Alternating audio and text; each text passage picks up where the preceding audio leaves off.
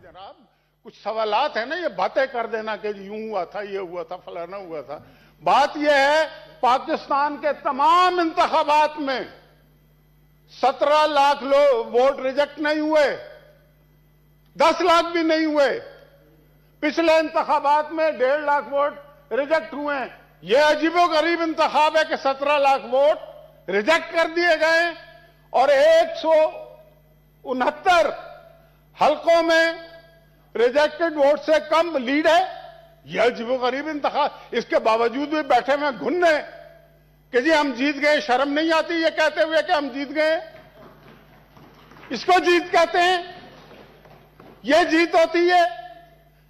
आपका जलसा 1,500 का होता था, आपसे ये कन्वेंशन सेंटर नहीं भरा जाता था। हमारा हमजा शहबाज 75,000 का जलसा करता था, जीत आप गए। वाह वाह वाह, ये कहां से जीत गए हैं भाई? कैसे जीत गए? अगर ये इंतखाबात शफाफ होते तो जनाब ये वाले लोग इधर बैठे हुए होते, हम उधर बैठे हुए होते।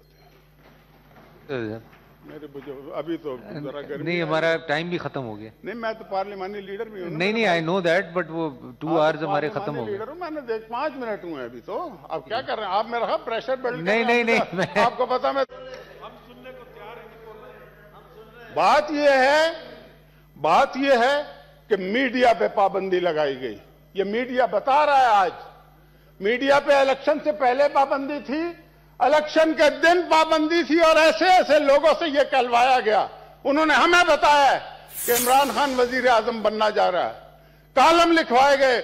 उन लोगों ने कॉलम लिखे जिनके दफ्तरों में गले लेके लोग दाखिल हुए, उनको डराया धमकाया, और अगले दिन फिर उन्होंने कॉलम लिखा कि इमरान खान जो है वो वजीर आजम बनेगा।